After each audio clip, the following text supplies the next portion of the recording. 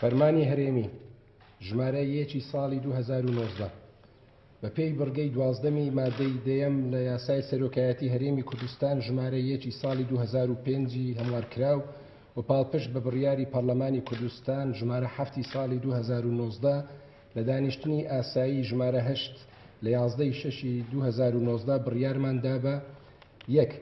ڕاستپاردنی بەڕێز مەسرور مەسعود مستەفا بارزانی وەک سەرۆکی ئەنجومەنی وەزیران بۆ پێکهێنانی کابینەی وەزاری نۆیەمی هەرێمی کوردستان. 2. دەبێت پێکهێنانی کابینەی وەزاری لە ماوەی 30 ڕۆژدا لە ڕێکەوتی دەرچوونی ئەم فەرمانە تێپەڕ نەکات. 3. ئەم فەرمانە لە ڕۆژی دەرچوونیەوە جێبەجێ دەکرێت. نێچیروان بارزانی سەرۆکی هەرێمی کوردستان. هەولێر 12/6 2019.